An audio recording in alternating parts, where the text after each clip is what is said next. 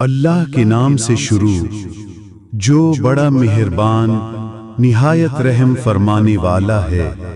اور ہم نے یقیناً لقمان کو حکمت عطا کی تھی کہ تو اللہ تعالی کا شکر ادا کر، اور جو بھی شکر کرتا ہے وہ اپنے ہی نفع کے لیے شکر کرتا ہے، اور جس کسی نے ناشکری کی تو وہ جان لے کہ اللہ تعالی بے نیاز ہے اور بے حد تعریفوں والا ہے۔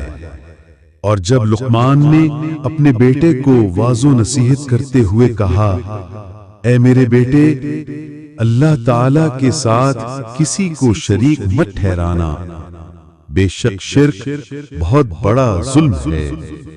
اور ہم نے انسان کو اپنے والدین کے ساتھ حسن سلوک کی نصیحت کی ہے، اس پر کہ اس کی ماں نے تکلیف برداشت کرتے ہوئے اسے حمل کی صورت میں اٹھا رکھا، اور اس کی دودھ چھڑائی 2 برس میں ہے۔ ہم نے کہا کہ تو میرا اور اپنے ماں باپ کا شکر گزار رہ، پھر تم سب کو میری ہی طرف لوٹ کر آنا ہے۔ اور اگر وہ دونوں تجھ پر اس بات کا دباؤ ڈالیں کہ تو میرے ساتھ کسی کو شریک ٹھہرائے جس کا تجھے کوئی علم نہ ہو، تو ان کا کہنا مت ماننا۔ ہاں، دنیاوی لحاظ سے ان کے ساتھ اچھی طرح پیش آنا، اور اس کی پیروی کرنا جو میری طرف جھکا ہو، پھر تم سب میری ہی طرف لوٹنے والے ہو، اور میں تمہیں ان تمام کاموں کی خبر دوں گا جو تم دنیا میں کرتے رہے۔ اے میرے پیارے بیٹے، اگر کوئی چیز رائی کے دانے کے برابر بھی ہو، اور وہ کسی چٹان کے اندر ہو، یا آسمانوں میں ہو، یا زمین میں ہو، تو اللہ تعالیٰ اسے ضرور لے آئے گا۔ بے شک اللہ تعالیٰ باریک بھی ہیں اور ہر چیز کی خبر رکھنے والا ہے۔